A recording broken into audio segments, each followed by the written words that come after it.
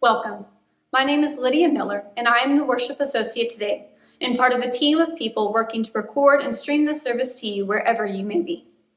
We are an inclusive congregation that welcomes you as you are, inclusive of all your identities, complexities, and situations. We welcome your whole self, even if it isn't fully formed, because we recognize that we are all a work in progress and we are all in this together. Please join me in our opening affirmation. Love is the doctrine of this church. The quest for truth is its sacrament and service is its prayer. To dwell together in peace, to seek knowledge and freedom, to serve humankind in fellowship. For these high purposes do we unite in worship. This morning's chalice lighting is by Mary Lamb Sheldon. More than relic, living symbol, beacon to the bewildered, illuminating refuge. Light of hope calling to community, signal of sacred mission. Shine now in the world, set being ablaze. Kindle our courage, spark our hearts into service. Glow hope.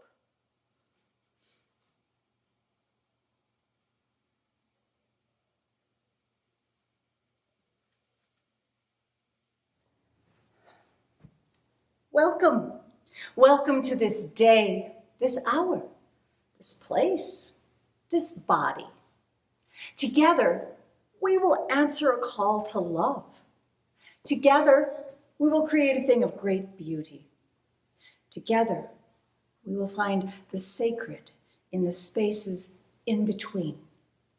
Together, we will worship. Welcome. And now, I have a story for all ages. Children, come a little closer. You might have heard this once before. Now, as part of this story, I'm going to ask you to help me because every once in a while we're going to need to clap together. Can you practice with me? Here, we're just going to go clap. All right? Okay.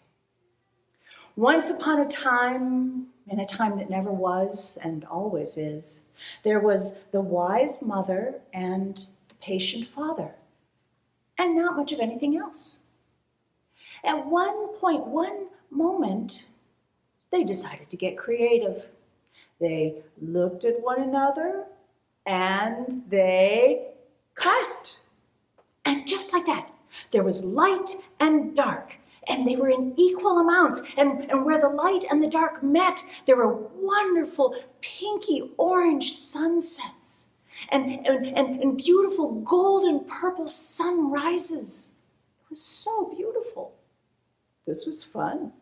They looked at one another again, and again they clapped.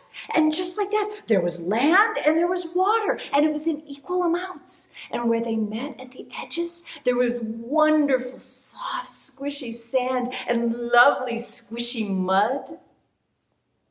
They were on a roll. They looked at each other once again, and they clapped. And just like that, all of the plants began growing and rising. There were trees and grasses, and in the water there was seaweed and kelp. Oh, it was so lovely. Now, one last time they looked at each other and they clapped. And like that, all of the creatures came forth. All of the bees and the beavers and the bears and the bunnies and, oh my gosh, the birds and the people, because the people were part of the creatures too. And after all of this, the wise mother and patient father just sat back and to see what it was. It was beautiful. They loved watching the way that the light hit the water and sparkled. It was so wonderful to see the fish jump up and splash down. They loved watching the trees and grasses blow in the wind. And they loved watching the people because the people were so funny.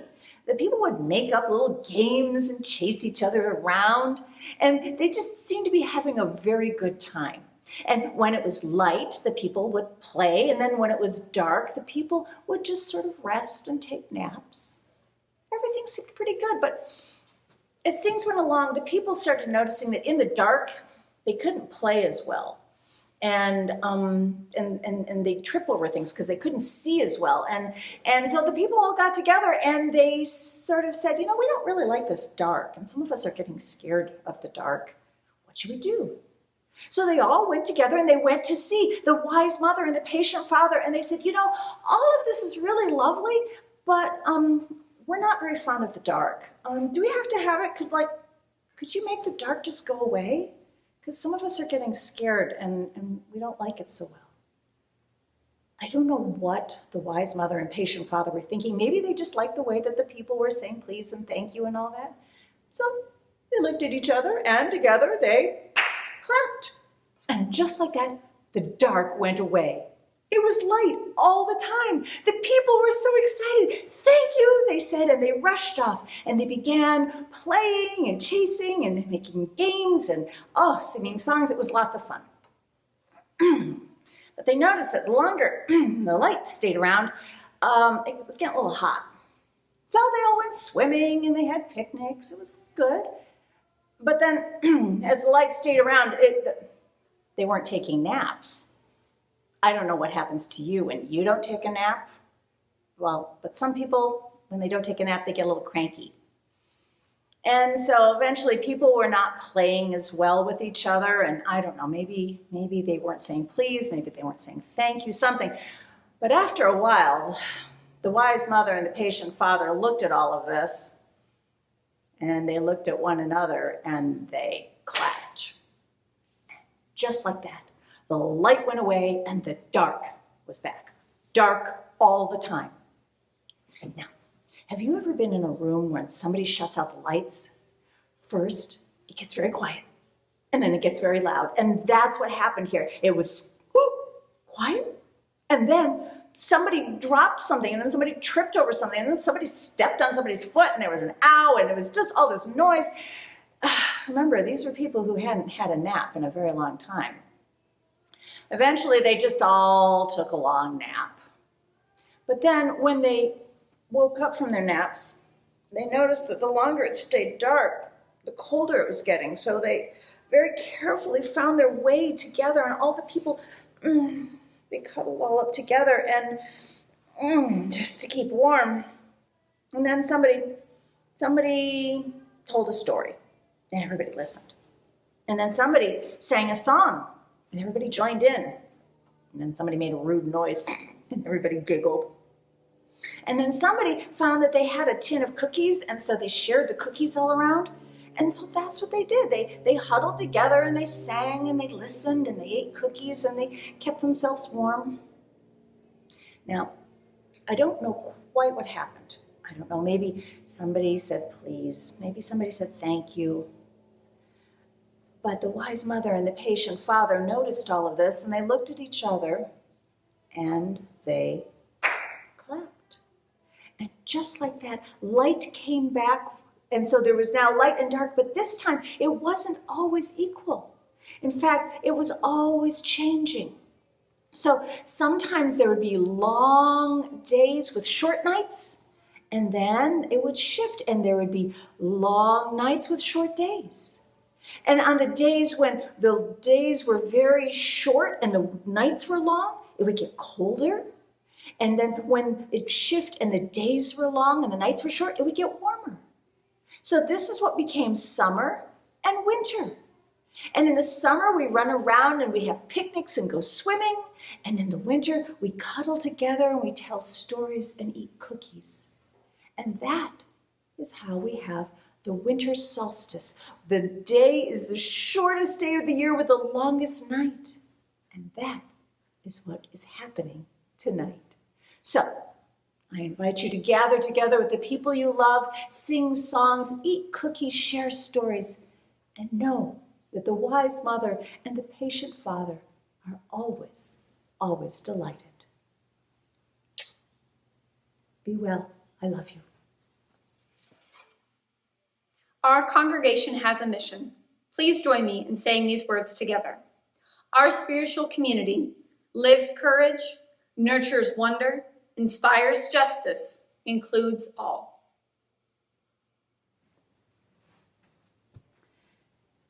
At this time, we lift up the joys and concerns of our community.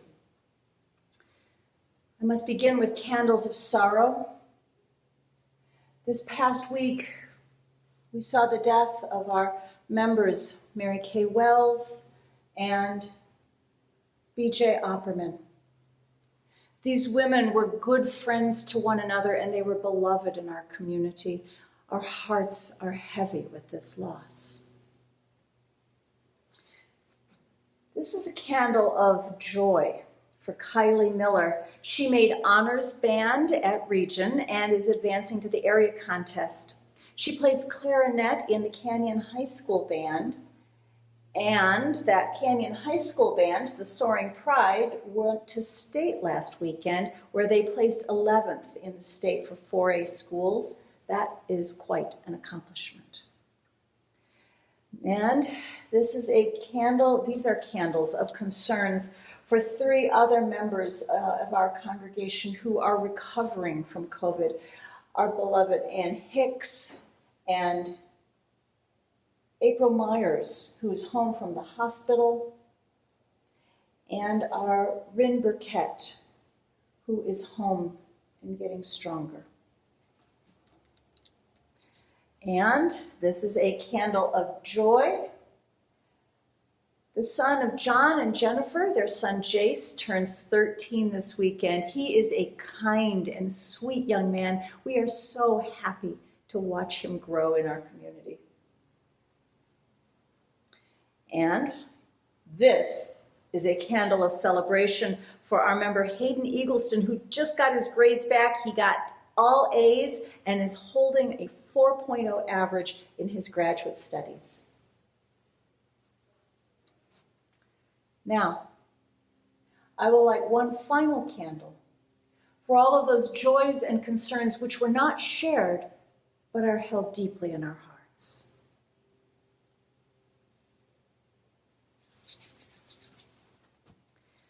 Today is an all-ages service, so we will do a metta meditation. All right? Now, remember, we will be saying some words 3 times. The first time, we say them for ourselves.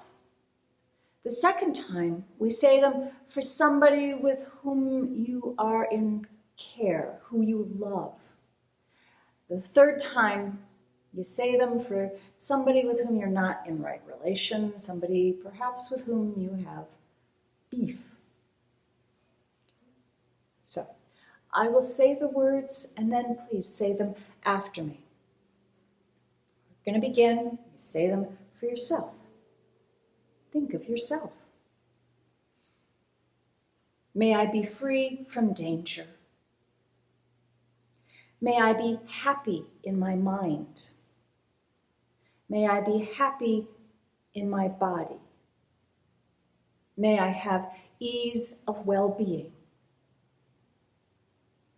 Now, think of someone you love, someone you care about.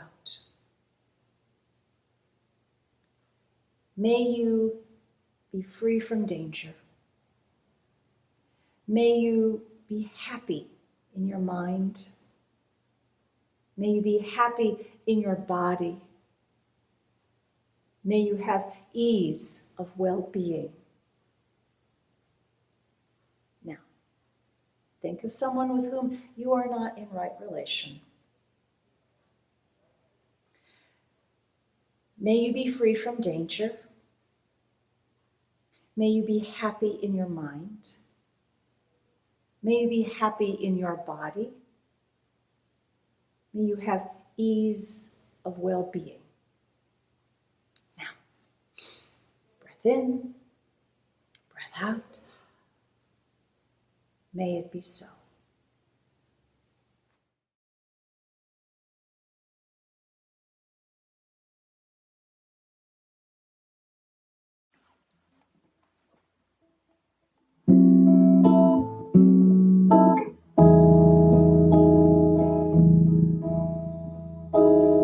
You said give to the poor, lend a hand to those in need. Others say you walked on gave sight to those who couldn't see. I don't care about the miracles, those tales don't sway me. Others may need them to win them over. You had me at charity.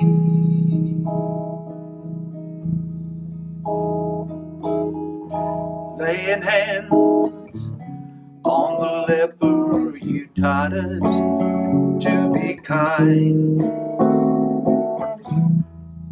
They say you brought life to the dead and turned water into wine. I have my doubts about the supernatural, just hearsay in my mind. It doesn't matter either way, because you had me at be kind. Forgive, because we all have faults. We know not what we do.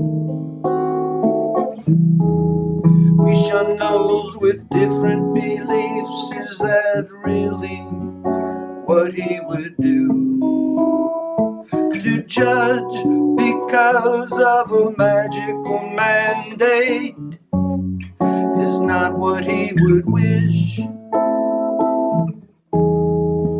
I won't throw that first stone, because you had me at forgiveness.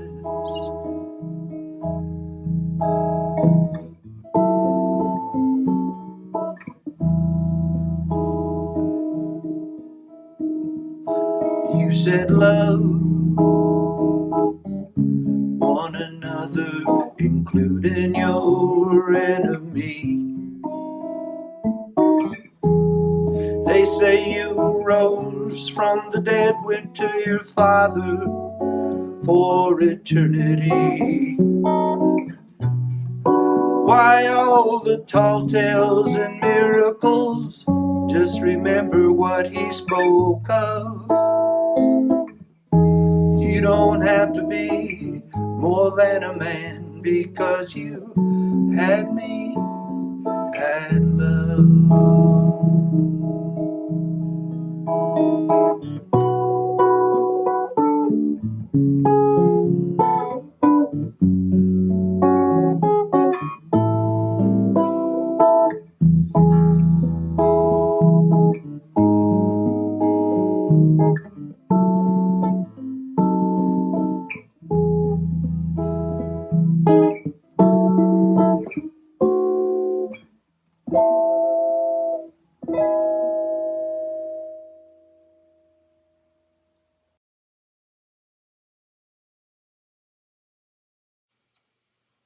The Nourishing Dark by Reverend Dick Gilbert.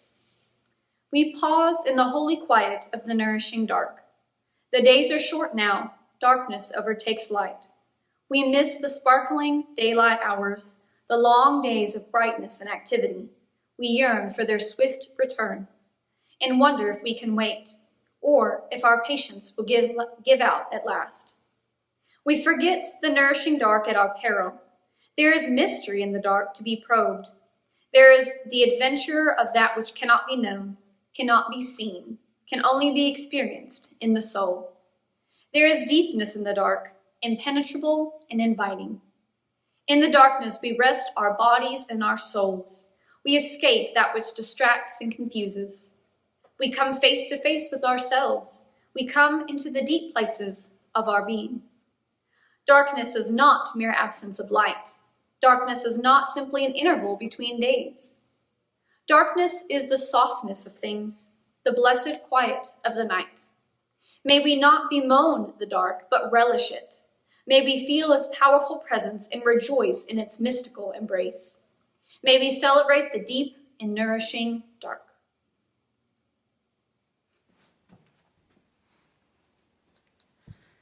There's an old piece of martial arts lore that goes something like this. A beginner begins, and a white belt is tied around their waist to hold their jacket closed. And it's understood that the belt is never to be washed. And then if the student is diligent in their training, in time the belt gets used and kind of dirty and growing darker as the student gains more experience, until after some time the belt will be black with accumulated dirt and sweat. And that, according to the lore, is how a person earns their black belt. Notice how in this story, darkness is a marker of diligence, patience, and skill.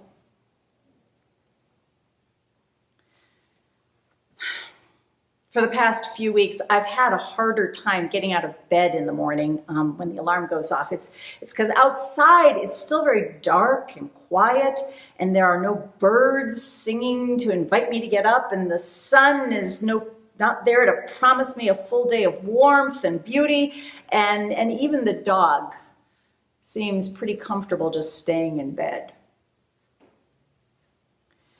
Tonight will be the longest night of the year. Tomorrow morning, we will wake up and imperceptibly start inching towards summer. But there is a lot of winter to survive in the meantime. Right now, as we are perched on the edge of the deepest part of winter, in the middle of a pandemic, with our hearts sore from losses and disappointments, right now, our work, individually and collectively, our work is simply to survive. Everything else can just wait while we trudge towards a post-pandemic world. The darkness does not seem to really improve the trudging, though. The darkness seems to be conspiring with all of the uncertainty and the sense of isolation, and it only seems to underline the bleakness of the trudging. So perhaps it's time to re-examine our understanding of darkness and how we interpret darkness, because we have plenty of time to contemplate while we're trudging. In our culture, our language, our arts, our imagery, darkness is a metaphor for uncertainty, for danger, for evil and error. We have expressions like it was a dark day, there was a black cloud on the horizon. But this metaphor robs darkness of its actual goodness and usefulness. And it is part of a hierarchy that places light above dark. And that can be a problem. Why are we so down on dark? And I expect it's probably because most of us don't really like being cold, and we don't like not being able to see well. And darkness reminds us of our vulnerabilities, and nobody likes to be reminded of that. In physics, darkness is not just an absence of light. Darkness is the ability to absorb light. Darkness is the opposite of this noisy, bouncy light that insists on activity. Darkness is receptive. Darkness is the putting down and the resting, the drawing inwards. It is not nothingness. It is the inhale ahead of the exhale, the quiet softness where potential takes shape. All of life requires dark as much as it requires light. Many seeds, plants require a certain number of hours of darkness before they can germinate or bloom, and animals are exquisitely attuned to the amount of daylight throughout the year. Our chickens lay fewer eggs in the darker winter months. And then a few weeks after the winter solstice, I've noticed they start back to laying more and more eggs every day as the light increases. And this is different. Commercial egg farms, they just keep the lights on 24 hours a day in the hen houses, year-round to maintain steady production. But this wears the hens out. With no rest time, with no darkness, they are worn out and unproductive in a matter of months instead of years. You and I, we need darkness for our brains and our bodies to work properly, to rest properly.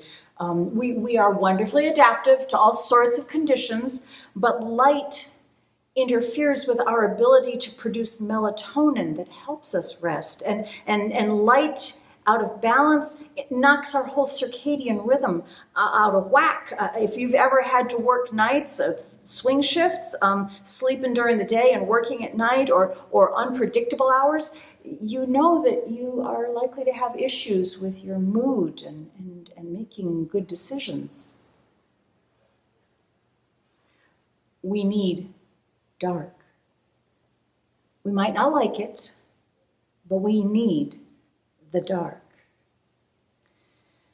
And we need to get comfortable with darkness in equal measure to light, because remember that constructed hierarchy where light is above dark. We need to interrupt that construct in both our language and our arts and our hearts. And here's why. That hierarchy is part of a theological construct that's based in binaries, and it simplifies the complexity of the world, but it's dangerous.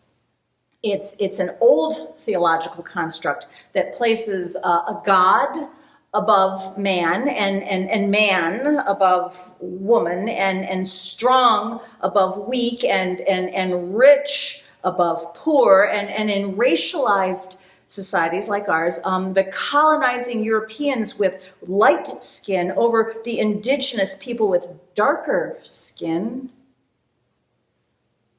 Growing up in our culture, we've inherited this. We've inherited this in our language, in our imagery, in our educational model. We've been raised up with this binary hierarchy to the point where most of us can't even fully notice it, cannot even fully recognize it, or we just simply accept it as somehow natural and normal and right. And many people with lighter skin accept it right up until the moment, that harsh moment, when we slip a rung down in the hierarchy. We might slip from being strong and able-bodied and then slip to becoming impaired and less able-bodied. And this slipping feels very dangerous because in this hierarchy, each rung down is a further separation from power and from a further separation from the holy. People with female bodies understand the violence of this hierarchy. People with darker skinned bodies understand the brutality of this hierarchy. People with disabled bodies understand the limitations of this hierarchy. People whose bodies grow older understand the cruelty of this hierarchy. Because at some point, all of us, through no moral failing, all of us will slip down in this hierarchy. Which is why we must interrupt that whole construct in order to fully live into our first principle, the inherent worth and dignity of every person. To interrupt that construct, we might just start by getting comfortable with darkness. It might help to consider the Taoist symbol of the yin and the yang, They are the dancing opposites, always dancing together. When Westerners first encounter this symbol, when they first see it, they often will impose the binary, that old binary of good and evil upon the two sides, and that is an error. The symbol is not about moral values. It's about balance between all the elements in the universe. In Asian cosmology, medicine, the light side corresponds to plants that grow their fruits above ground. It's outward energy, it's hot, sharp flavors, loud noises. And the dark side corresponds to plants that store their energy underground, like potatoes. And the darkness is sweet and soft and quiet and inward pulling. One is not above the other. They are both essential to one another. Reframing dark and light as inward and outward, rest and action, inhale and exhale, begins to tip that whole hierarchy on its side so that all things become balanced, all things become equally important, all people become equally important with inherent worth and dignity.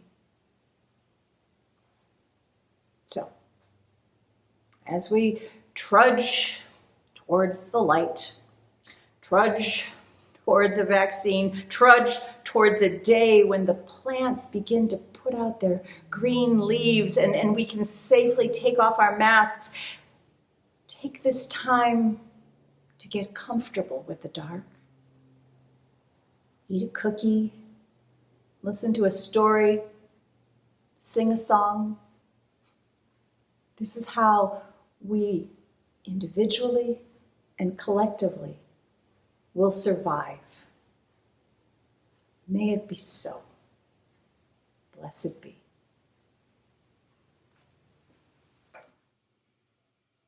At this time in our service, the congregation makes its financial offering. If you've made a pledge or would like to begin making a contribution, you can simply mail it into our office or you can make it online. There is a donate button on the YouTube landing page and on our website, uuamarillo.org. On the homepage in the upper right-hand corner, you will find a blue donate button that will take you to a place where you can securely donate through PayPal. If you've made a financial pledge this year, thank you. And please keep up your pledge. While we are not meeting in person, several of our groups continue to meet online. Please check the announcement slide at the beginning and again at the end of this service, or look in your weekly newsletter. Today is our monthly board meeting at 12:15. Please check the newsletter for information and link to the meeting. Tonight, we will have a candlelight vigil to mourn the losses of our community. We will start at 5 p.m. and we'll light candles with memories of BJ, Mary Kay, and Isabel. The link to the vigil is included in Friday's newsletter, or you may reach out to Reverend Nell for more information. We will have several special events in the next few weeks, including a holiday concert to raise money for Amarillo Housing First, a live story time on Christmas Eve, a New Year's Day bonfire party, and some special worship services. Please check out the newsletter for all of these details. We keep mentioning our newsletter, but if you don't yet receive our newsletter, that isn't much help to you. To be added to our mailing list, simply go to our website, uuamarillo.org, and go to the news section and click on the subscribe button to sign up. We extinguish this flame, but not the light of truth, the warmth of community, or the fire of commitment. These we carry in our hearts until we are together again.